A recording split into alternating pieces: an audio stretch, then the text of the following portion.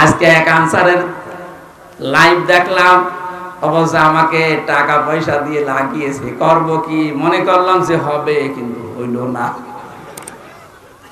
এরপরে যখন পারে না, ডাক্তারদের আর নার্সদের লাগিয়েছিল, ওইটাও হালে পানি নেয়নি। এরপরে লাগিয়েছে গার্মেন্টস কর্মীদের, এটাও হালে পানি নেবে না, কারণ যারা দায়িত্বে আছে খুব বিচক্ষণেরা। আমার যতটুকু ধারণা হচ্ছে, জালেমদের যা চরিত্র, এই 15 বছর তোমরা দেখেছি, ওরা শেষ পর্যন্ত দেখবেন রাজবাড়ির গোয়ালন্দ ঘাটের বেশ্যা মহিলাদের রাস্তায় নামাবে। আমি আর নিচে নামলাম না। আল্লাহ ওই সময় যদি ফেরাউনকে ডাক দিয়ে বলতে পারে, এখন কিসের কালেমা পড়িস তুই? এই কালেমা মানুষগুলোকে এতদিন পর্যন্ত যা করেছিস, তোর কোনো ক্ষমা নেই। আমার মনে হয় এখন পৃথিবীতে যারা ওই ফেরাউনের উত্তরসূরি, তাদেরও আল্লাহ ওই অবস্থায় করছে। ওরাও কালেমা নসিব করতে পারবে না, ও মানুষগুলো ভালো হবে না। ভালো হবে না তার প্রমাণ 1 মাস কয়দিনে তো দেখতে পাচ্ছি। ভালো হলে এর ভেতরে হয়ে যেত, এক পা কবর এক পা ডাঙায়। এরপরও যদি মানুষের পরিবর্তন না আসে, তা আবার কবে আসবে? আল্লাহ পাক বলেন,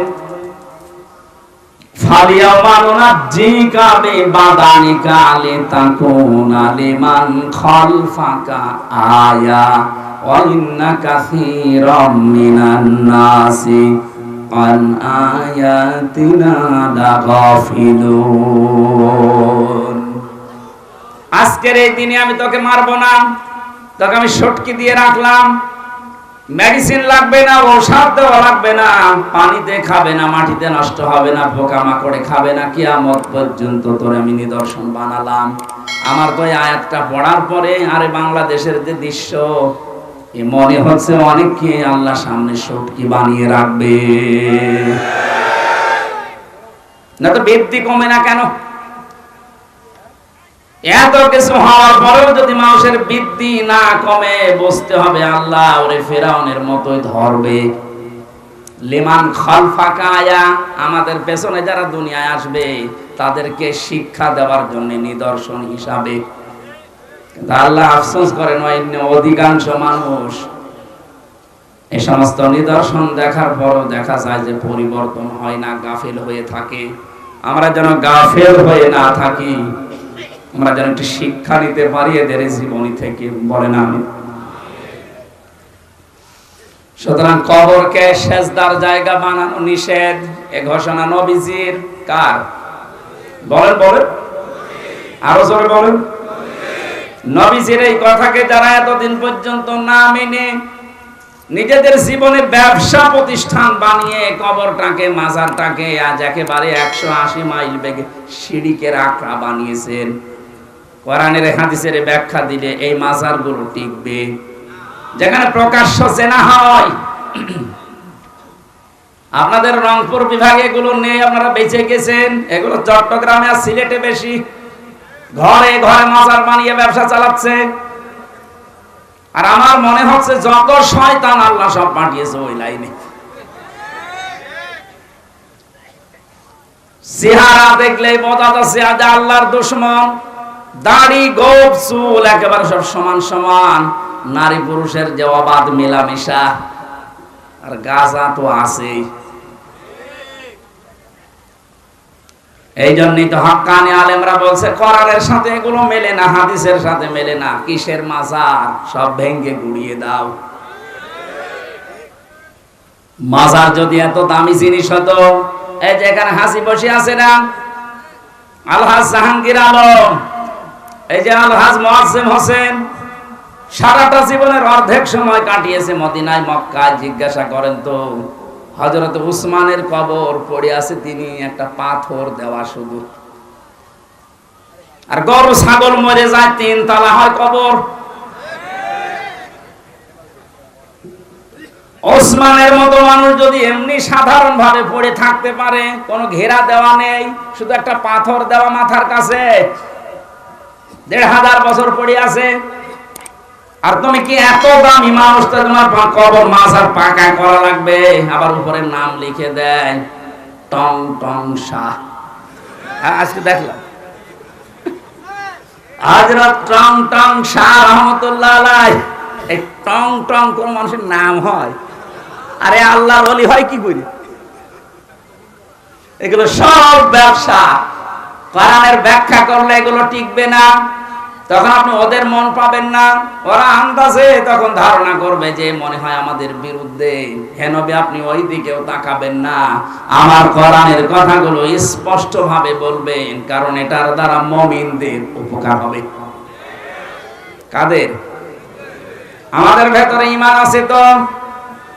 বলেন ইনশাআল্লাহ, বলেন ইনশাআল্লাহ। অবশ্যই আজকের আলোচনায় আমাদের কাজ হবে যদি আমাদের ঈমান থাকে। আল্লাহর কোরআন বলছে যিকরালিল মুমিনিন, কোরআন মুমিনদের জন্য উপকার বয়ে আনবে। আমাদেরকে আল্লাহ যেন কিছু দেয় কোরআনের মাধ্যমে, বলেন আমিন। যেহেতু এটা রবিউল আউয়াল মাসের 10 তারিখ, আজকে বিশ্ব নবীর জন্মের মাস। এটা যদিও 12 রবিউল আউয়াল প্রসিদ্ধ এটা, কিন্তু এর আগে 9 তারিখও হতে পারে, 10 তারিখ, 11 তারিখ, যে কোনো দিন হতে পারে। বিশ্ব নবীর জন্ম নিয়ে যারা আজ একেবারে তাল মাতাল করে ফেলছে, আমি বললাম না যে রামপুর বিভাগের মানুষেরা বেঁচে গেছে, এগুলো চট্টগ্রামে যান এখন ঈদে মিলাদুন নবী নাম দিয়ে কি যে আরম্ভ করেছে এরা। আমি কয়েক মিনিটের ভেতরে এই সঠিকটা তুলে ধরছি। ঈদে মিলাদুন নবী যে নাম দিয়েছেন, বিশ্বনবী জানিয়েছেন আমার উম্মতের জন্য আল্লাহ 2টা ঈদ দিয়েছে, একটা ঈদুল আযহা, ঈদুল ফিতর। এর বাইরে কোনো ঈদ নেই। নতুন করে যদি কেউ ঈদ বানায় এটা বেদাত। বলেন।